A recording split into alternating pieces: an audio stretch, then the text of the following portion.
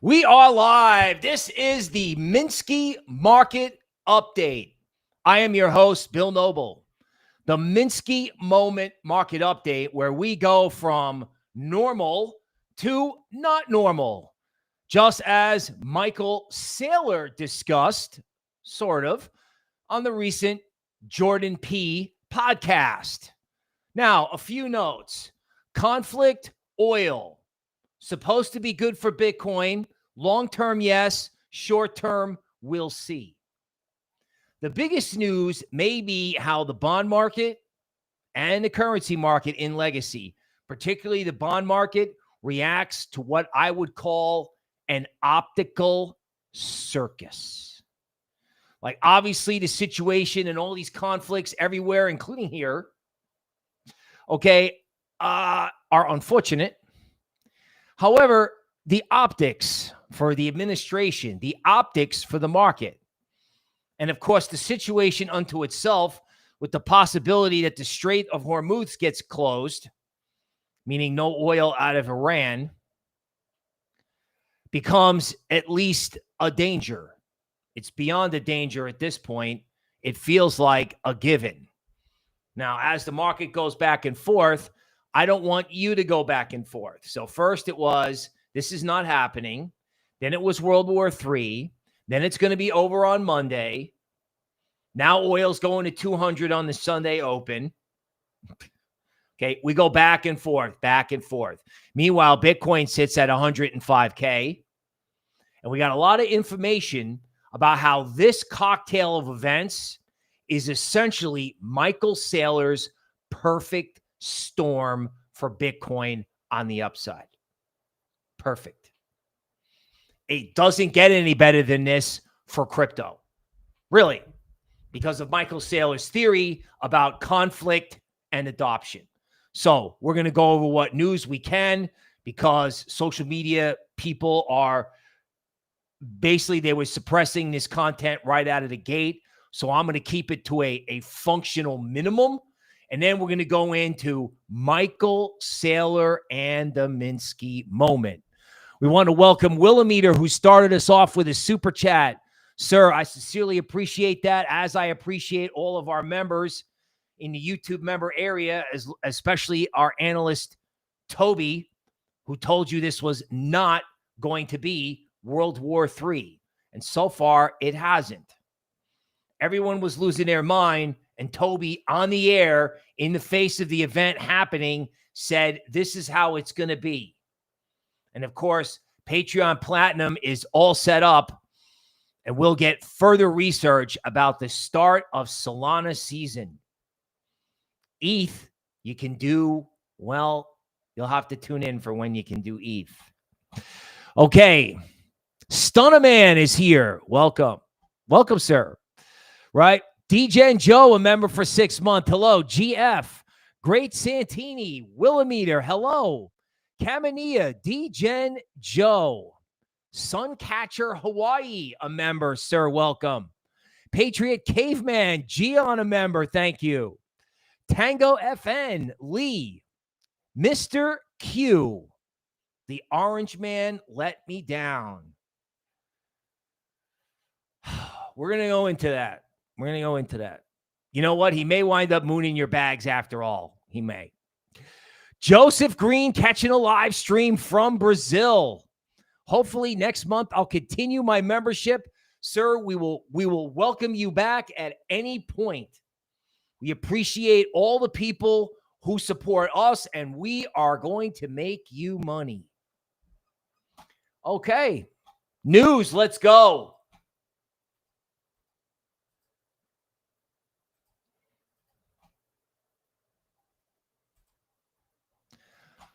All right, so large explosion in Israel 5 minutes before we go on the stream. Now, if there is any good news, and this is mainly about optics, not about the poor people downrange of all this, is that this has basically become like a Twitter, TikTok conflict, right? Everybody's immune to what happens.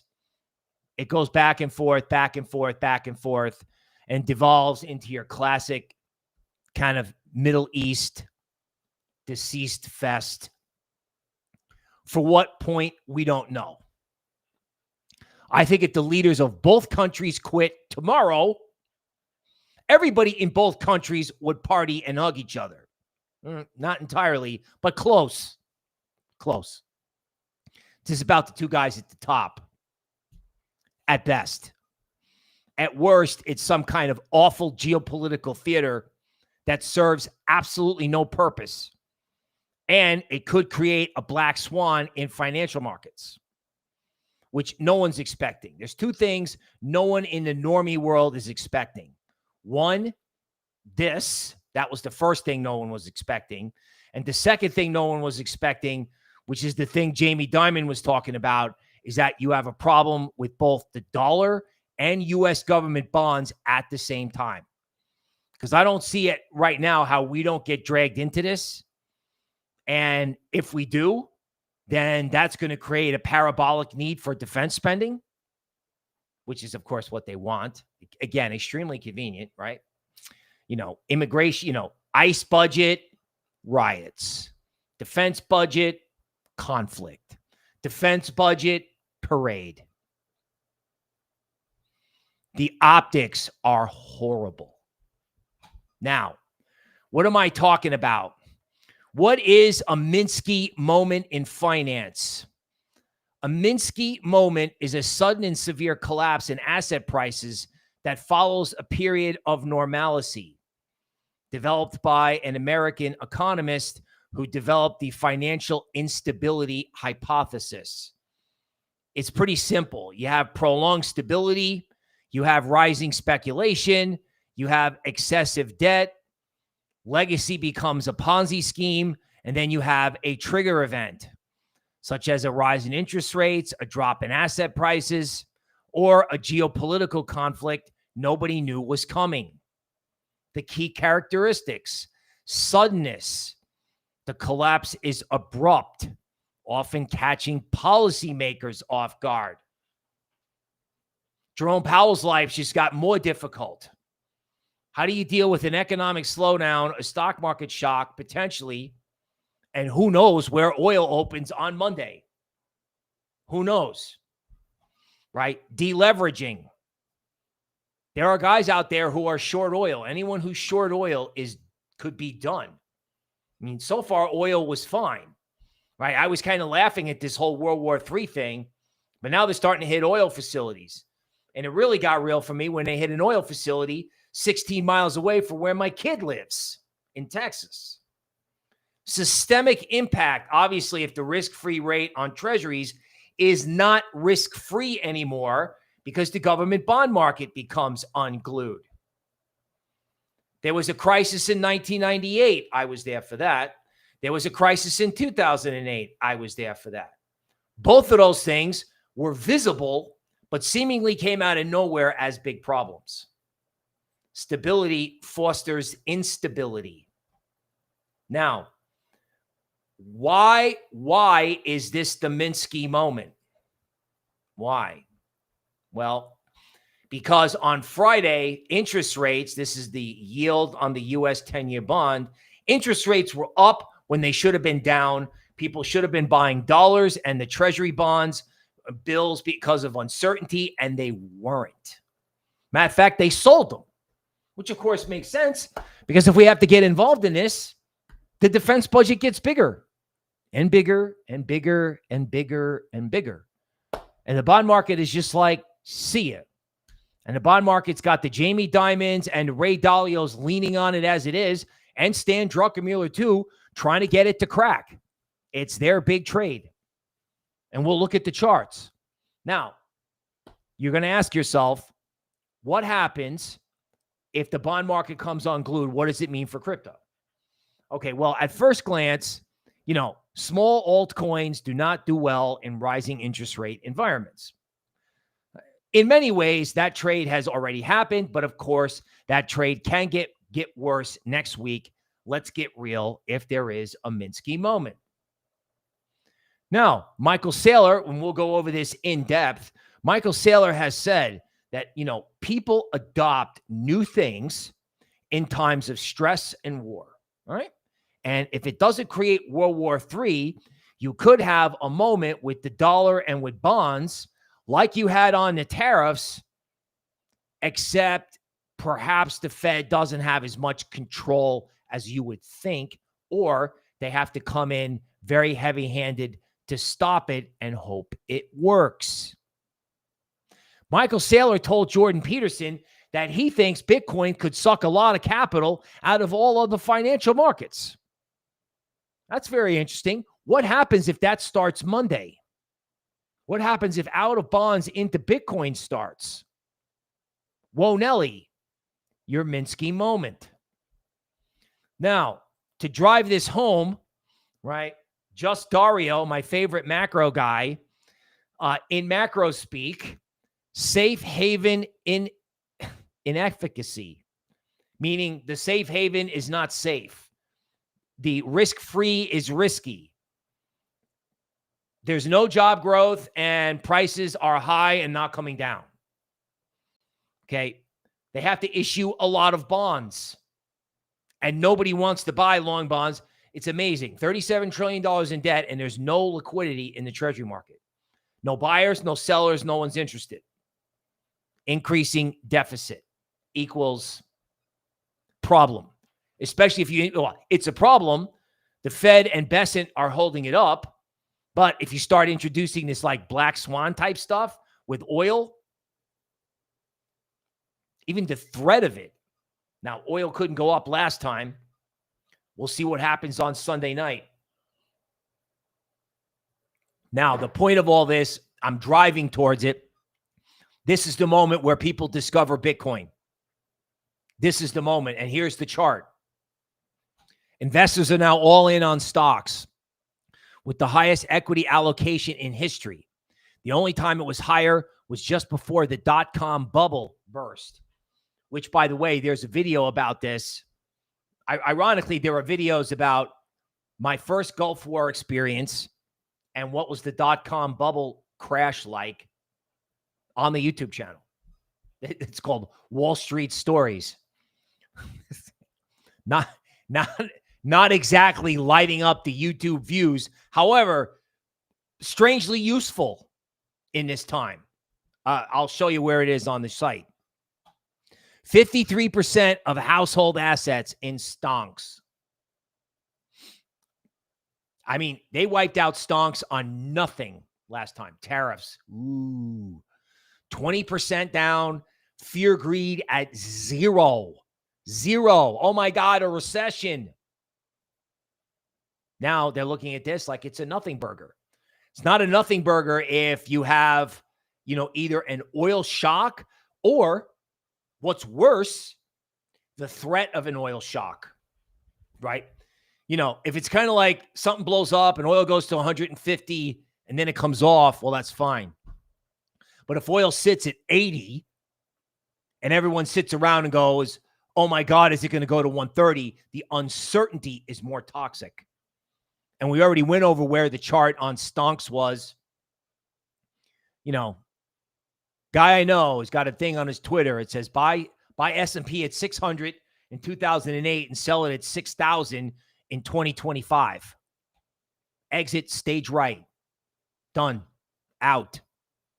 53%. Everybody in the pool. Michael Saylor's moment, right? We're going to go over the details, but he essentially says, people who don't think they have to adopt the new plan or the new program, yeah, you introduce conflict and war, they adopt the new plan. They don't go, I have to do it later. No, they go, I have to do it now. Critical damage to Iranian nuclear site. Meanwhile, Japanese newspapers say something completely different. Wait, just bear with me. I thought I had it. I didn't. Damage to Iranian nuclear sites so far appears limited, says the Japanese newspaper. So which is it? Which is it exactly? You know what I'm saying? I mean, I love how, the Iranians were a threat to humanity and they can't even defend their airspace.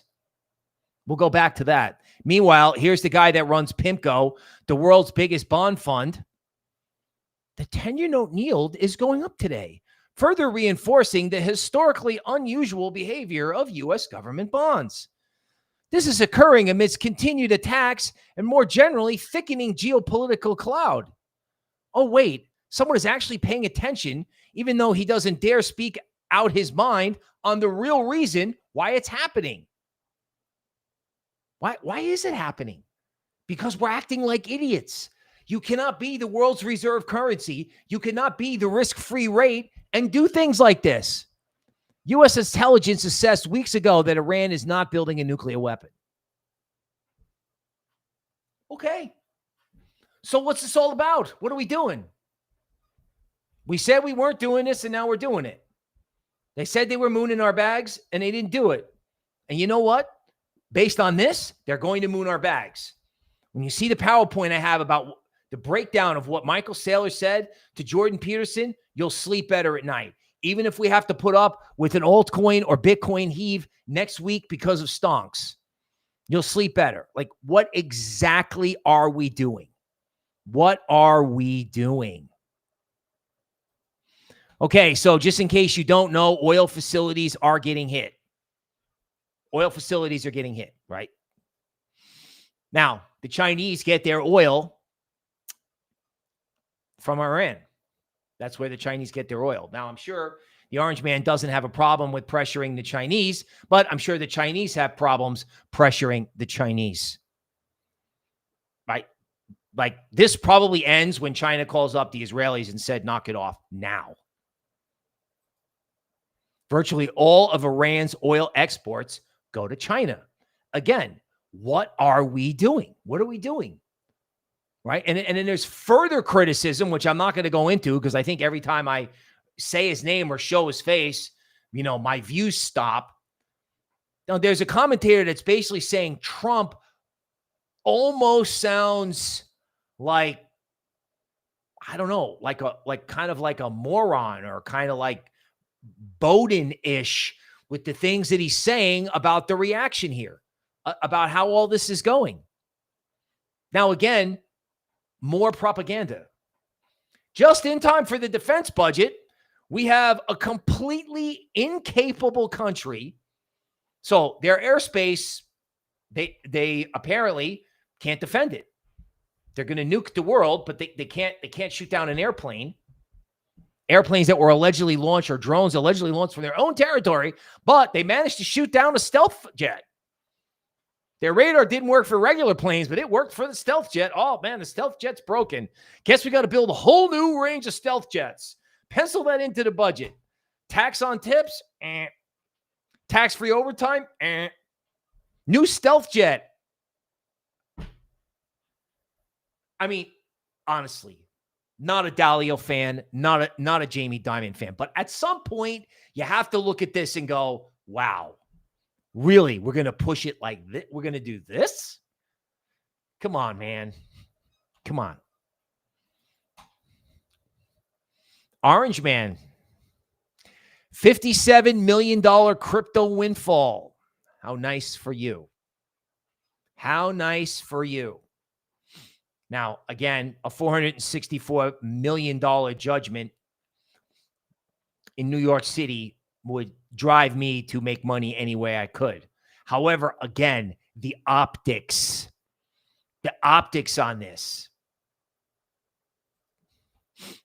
Trump reports more than $600 million in income from crypto, golf, and licensing fees. Grift. Again, optics. Now, the good news about this, I think, is that once this gets to its logical conclusion, which I said should have been 2 crises ago, but that's not true. So I'm a broken clock on that. But eventually, in order to get something done that's actually constructive, they'll eventually have to do crypto. However, I cannot say anymore that there's a limit to the stupidity because I don't know. It just keeps getting bigger and the optics just keep getting worse, right? And then, having our guys parading around on the streets, basically the communists do better parades. I really liked West Point.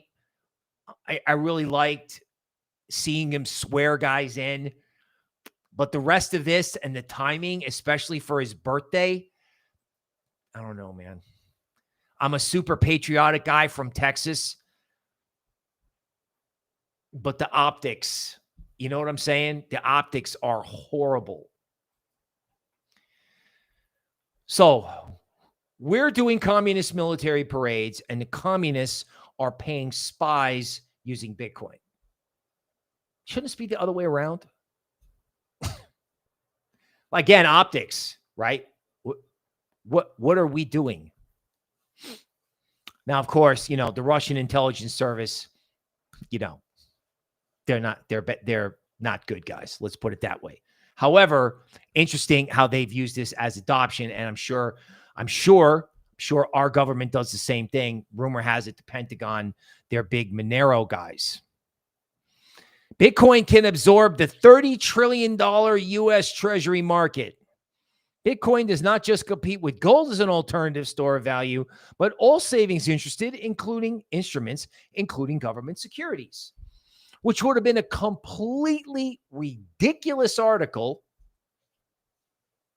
if not for this Minsky Moment getting around.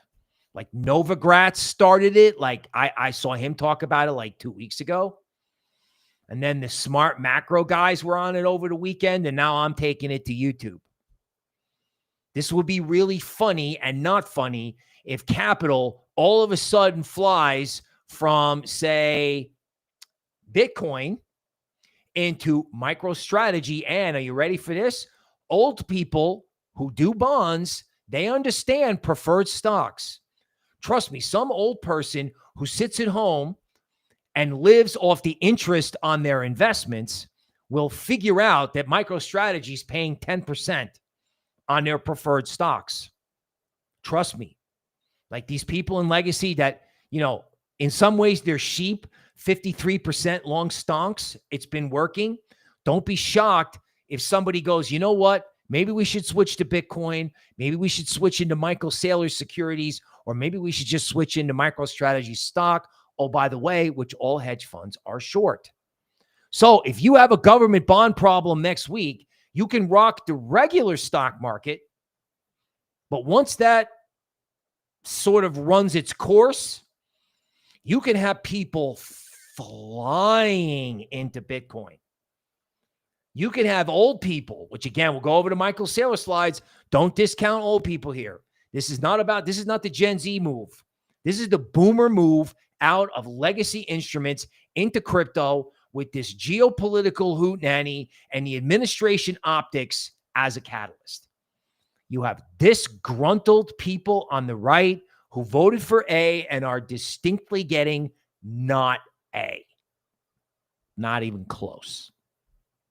These people can vote with their feet on Monday and the following Monday and the following Monday. Right? I mean, you can set yourself up here for somebody going, hey, is that an Ethereum ETF? Is that a Bitcoin mining stock? Ooh, is Michael Saylor paying 10%? Seriously, this can happen. And it can be a huge, huge moment for crypto once everything settles down. Matter of fact, I don't even understand the need to sell crypto now. Right? I don't. I mean, this could be the decouple with the capital D. But, of course, the crypto media is talking about quantum computing, okay? So they need to fix the cryptography. I hopefully Michael Saylor and his computer company will get on that. But the fact that they were writing about it, there always has to be some FUD. There always has to be some FUD. Stablecoin bill on June 17th. Going to pass with flying colors. You got to have that new stealth jet, baby. Got to have it. Absolutely. I mean, the Iranians could throw a rock at it and shoot the current one down. So I don't know, man. You know, we'll take 6 dozen at $2 billion apiece.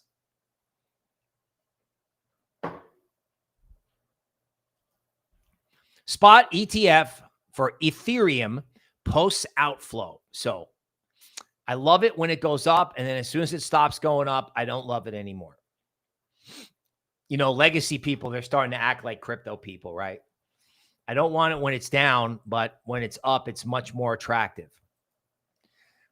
Okay, Bitcoin remaining defiant. Look, Bitcoin may sit in a range. I think a lot of people want to get it at 97. Guys want to get Ethereum below 2K.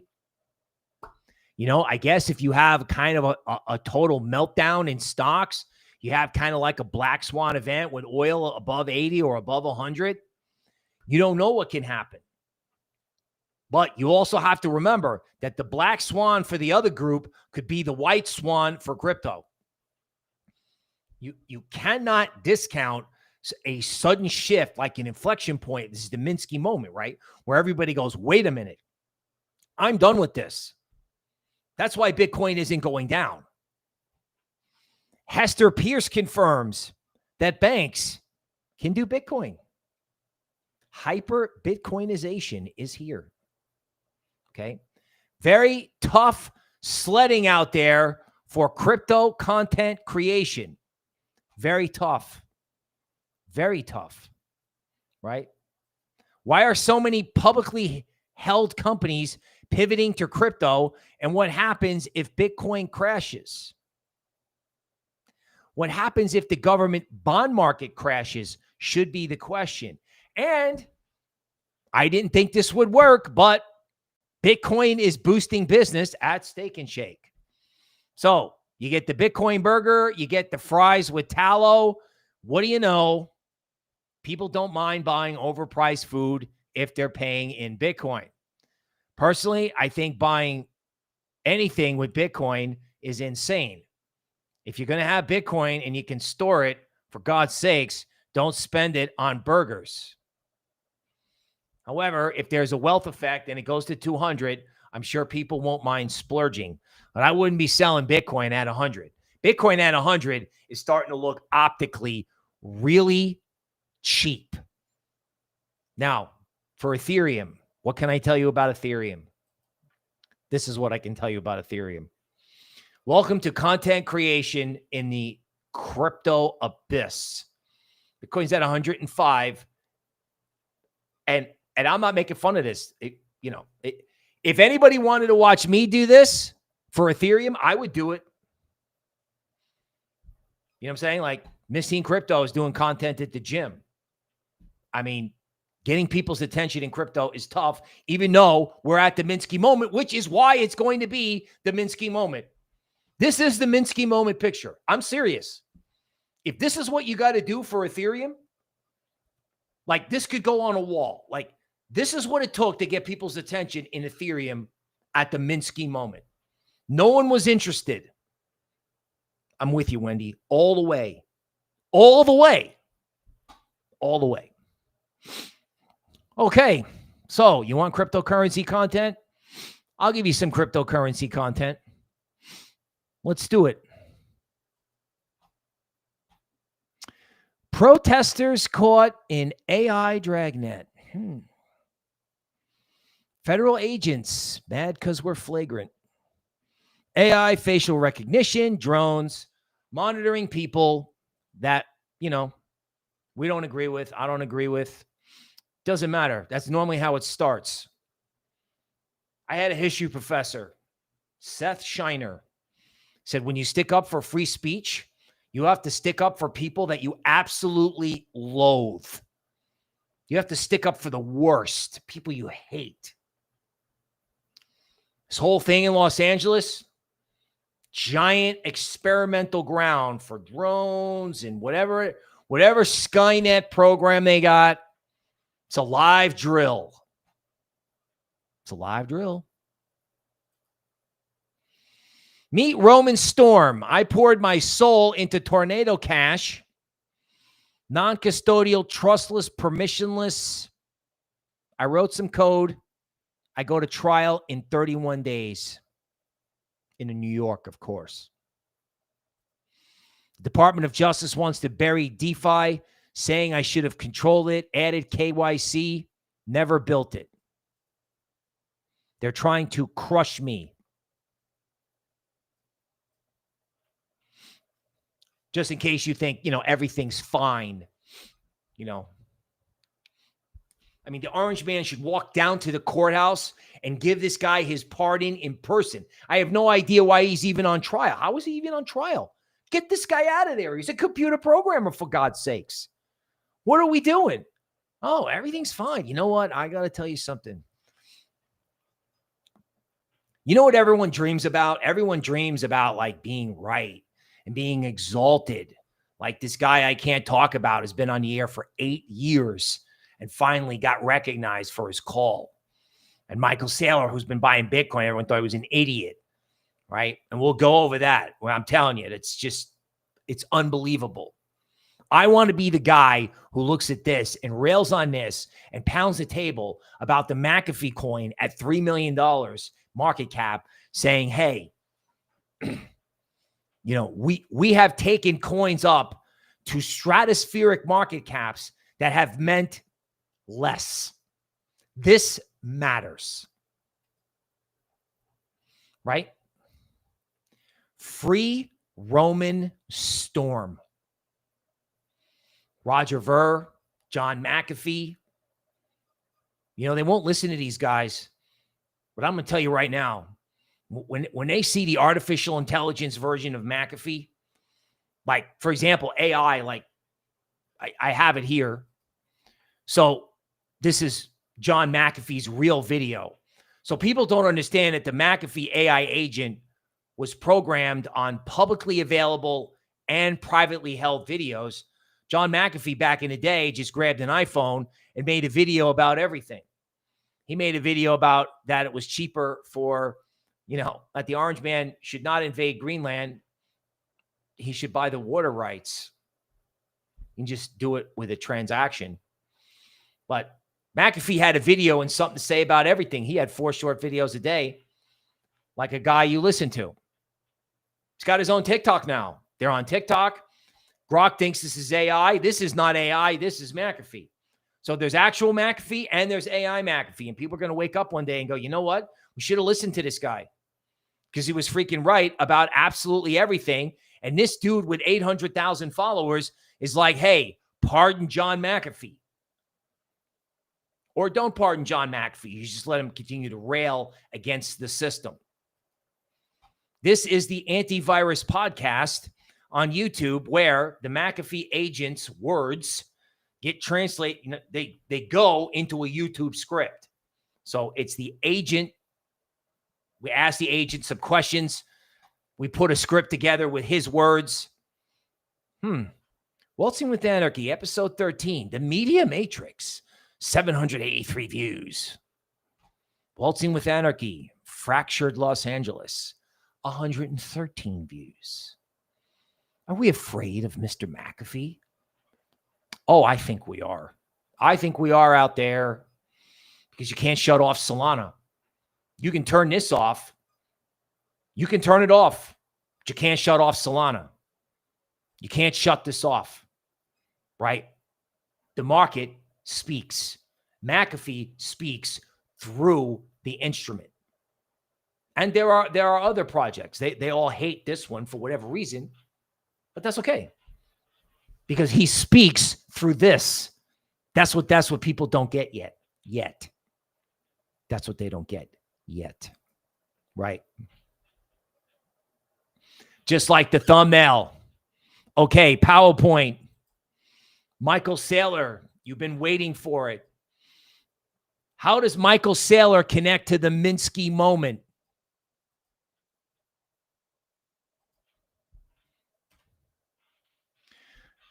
Okay, Michael Saylor's appearance on Jordan Peterson, What One Billionaire Knows About Outlasting a Dollar Collapse. It's funny how they brought up dollar collapse. No one talks about it. The key idea, discuss how major global events, particularly war, act as a significant driver for societal and technology paradigm shifts. Okay, here it is. Ready? All the people long stonks. Historically, the only time older generations tend to truly embrace and adopt new paradigms rather than simply waiting for the old ones to die is during a war. Without extreme pressures, the adoption of radical new ideas and technologies tends to be a slower generational process. War accelerates this, forcing rapid adoption.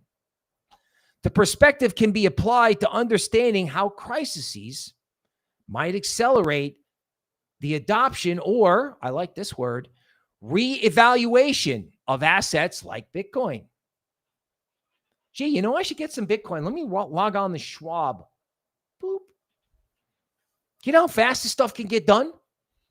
You know how fast you can go on Schwab and organize a portfolio of mutual funds and ETFs? You just go, okay, sell, boom, that one, okay, this one, boom, done. That's it. That's it. I mean, I used to work there. You'd be on the phone. Guys would call up, be like, I don't know what to do about the market. I'm like, okay, let's look at this. Let's sort it out. Boom. And I didn't have to give him advice. I'd be like, okay, here's some information about this. What do you want to do? Boop. This is like button pushing. It's like video game. It's like Game Boy. It's like, okay, we're going to go this way and no more government bonds. Okay, this way we're going to buy MicroStrategy preferred stock. Oh, hedge funds are short MicroStrategy? Ooh, let's get some of that too. The war on currency. Saylor described the period around the cough, cold, and flu as not just the war on the flu, but the war on actual money itself. He had $500 million in cash in his company, didn't know what to do with it, watched Powell lower rates to zero, watched Costco turn into a nightmare, and he said, I'm buying Bitcoin, and that's it. He read fantasy novels. He was educated at MIT. He was in the Air Force. His father was in the Air Force. His mother was telling him he was going to change the world. And I only got halfway through the podcast before this just turned into like 3 live streams. I was going to do shorts last night, but I'm like, this isn't a short. This is an entire stream. The US dollar over the 20th century lost 99% of its value. And we won all the wars in the 20th century.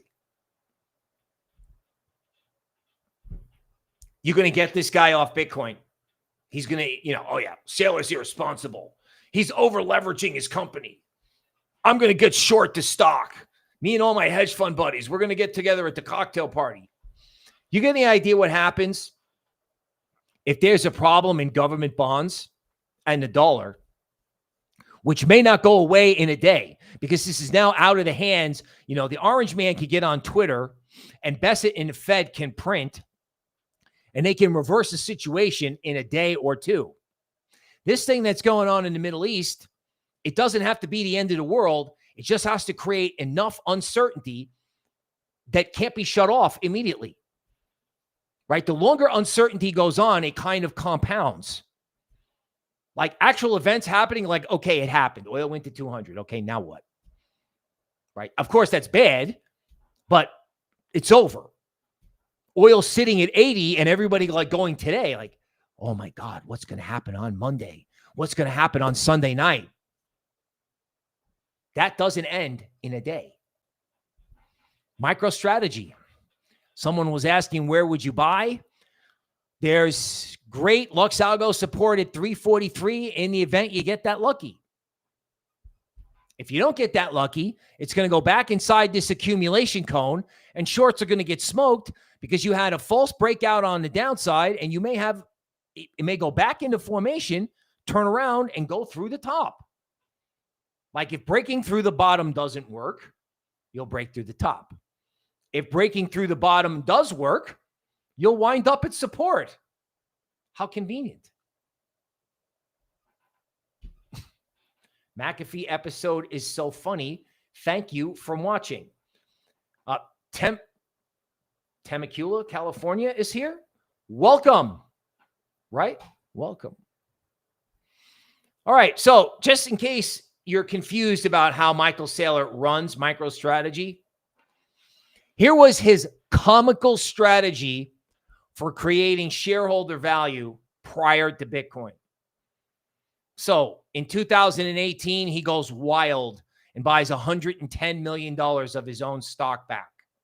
Stock didn't go up. 2019, $66 million. Keep in mind, he's only got $550 on hand. 2020, $72 million.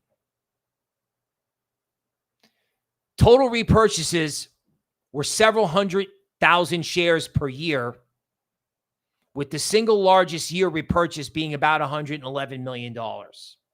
Want to know what this did for the stock? Nothing. Nothing. Spent 20 years running his company, 20 years running his people into the ground. Up against Microsoft. Nothing. Crickets. Then he turns around and instead of buying the stock back, he starts selling it to people to pay for Bitcoin purchases.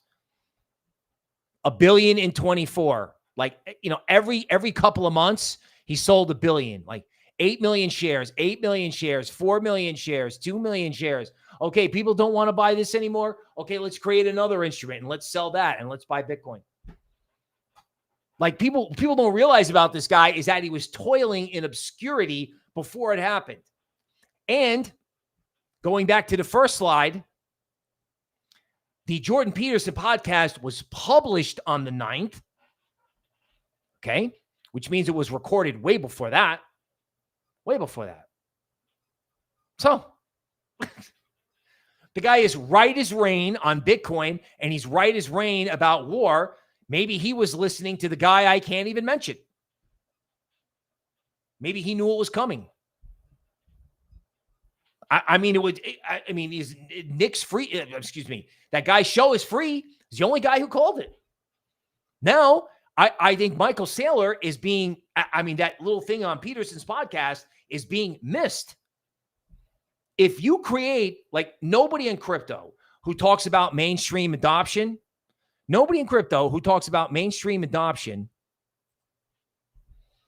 would think that mainstream adoption would come from a conflict that makes very little sense in the Middle East that they promised we wouldn't have, in the middle of a government bond battle, in the middle of a government budget battle, with the currency in a precarious position and the administration keeping, let's say, none of its campaign promises, or at least that's what the optics look like. Like the optics on the money and the geopolitics compared to what we were promised. So they were going to pump our bags. They didn't. They were going to help out the base. They didn't. They were going to create the golden age of America. And Ray Dalio and Stan Druckenmiller are circling the bond market like sharks. And Paul Tudor Jones is gigalong Bitcoin, which I think is actually the way to do the trade. So instead of the golden age, we get the Minsky moment, and that's how you get mainstream adoption of Bitcoin. And I'm pretty sure that was not on anybody's bingo card, which is why it could happen. Okay, bonds. Let's talk about it. Let's make it really easy for you. ZB1 on TradingView. The monthly chart. Okay, bonds are a strange instrument. Their prices are unusual. When you look at a bond, if it trades at 100, it's called par. It's a very big deal. Par is the equivalent to like where the bond was issued. Let's just call it that way. Let's call it break even. It's a psychological number. It's the ultimate psychological number in bonds. Long bonds are headed for par, or could be. Par is deep inside the discount zone on the monthly chart. 107 is the top of it. It closed at 113. If you have a heave in long bonds next week, that is going to scare everybody. There is nothing scarier than the long bond. Nothing. Especially when it has a really strong reaction. So if the long bond looks at what's going on in the market right now, because the long bond doesn't just trade on rates, Powell's going to be opening up in his mouth in the next couple of weeks. The long bond just goes like the Roman emperor and goes, eh. That messes up everything, including altcoins potentially.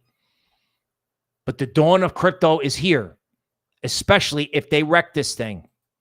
Now, oil, just as a point of information, Oil is at equilibrium. It's what I would call a non-LuxAlgo equilibrium, as in the 200-month moving average. 200-month moving average. So, it's just where it's supposed to be. You can call it that. 131 is the premium zone on the monthly chart. Okay. The 2008 pre-crisis peak was 140.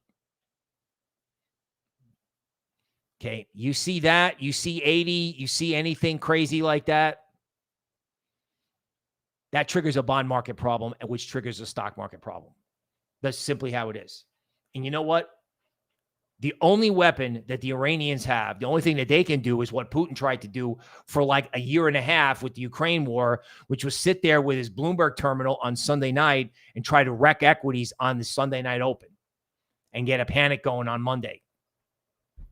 I mean, the stock market is the Achilles heel of U.S. geopolitics. Putin tried to get to it, and Powell, even with the tightening cycle, it didn't work. They'd be stupid if they didn't take a shot at that on Sunday night.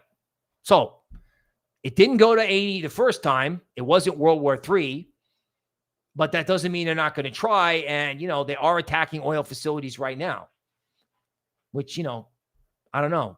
I think is like incredibly stupid, but the whole thing seems incredibly stupid to me right now. Okay.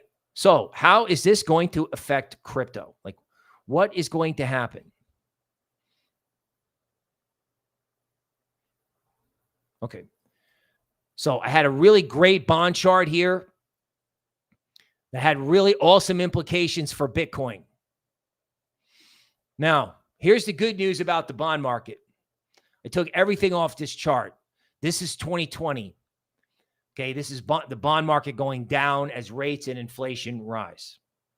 1, 2-wave correction. Big 3-wave downtrend on the tightening cycle. 4-wave correction on hopium and rate cuts. Not much hopium. Which leads to a 5-wave down somewhere down here near par. So 1 big climactic 5-wave emotional heave. Probably next week.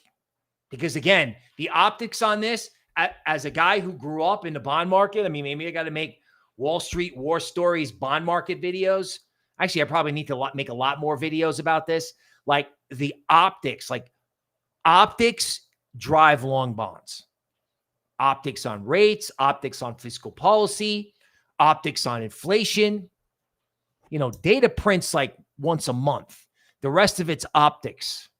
Or the optics on this. Now, if money comes out of bonds, where's it going? Okay, well, we already covered MicroStrategy. ETH is sitting at the 200-day moving average. I understand this stuff can go lower. There's a lot of LuxAlgo support at 2,000. We could only be so lucky to get it down there. Trying to set up this whole stream. Like if tomorrow you come in and we're doing the stream after the open, right? We try to do it at the same time and everybody is just unloading on this stuff. Just take it from them, right? I mean, if you really get, like, if you see par in the long bonds, that's like your indicator. In ZB is the ticker on TradingView. ZB. Gregory Brinkley digs the show. I'm glad, sir. Yeah, we are a little outside the box for crypto YouTube. Like I do have a YouTube aspect to the show, but this is like investment bank research. And speaking of that, folks, I've been undershilling it lately because of the severity of what's going on here. But folks, we got like 8 Gann reports about timing and small coin predictions in the Patreon Platinum store. And the YouTube member podcasts get similar work plus other small coin picks from Toby and the Solana Psychic, who hasn't been wrong about anything yet, ever. Ever. Right? She told you about the summer wobble. She told you bonds were garbage. She hated them. She sold them. She told you that over and over and over again. But there was a day where I realized, I was like, oh my God, she's been telling people in her own language to get out of bonds for a very long time. Honestly, given what's going on, it's a very reasonably priced service. And the thumbnail art is spectacular, if I don't say so myself. We covered the Black Swan. Okay. The launch of the attack was during the podcast. Worth watching for that alone. And if you don't have research in an environment like this, I've been telling you, get research to get long for the future of crypto. That's true. But now you want to have it so you can sleep at night. And Patreon Platinum, like I said, I have the timing of alt season around one of the big planets coming soon. You got a lot of great work in there about when the Bitcoin parabolic truly begins. Okay, Caminilla loves the YouTube membership. Yes, we love all our friends in there who support the channel. Okay, now here's the good news. You are now fully prepped to watch whatever news that there is because you know what to look for. You know that when the market opens on Sunday, the Minsky moment is if with normies look at oil and stonks and go, oh my God. So on an oil or stonk dislocation starts a countdown. 3, 2, 1. 3, 2, 1 days of that. Crypto lands and goes, whoosh. Especially anything that either has an ETF, Bitcoin, Ethereum, or anything that's going to have an ETF. Because if you're a broker dealer or you're one of these entities and you watch the Bitcoin and Ethereum ETF take off, you're going to start building inventory in the next ETFs, which could be Solana and XRP. So this tells you how to watch. Patreon Platinum and YouTube give you the news before everyone else gets the news, along with the coin picks. On behalf of the Eagle King and Toby, we will see you tomorrow.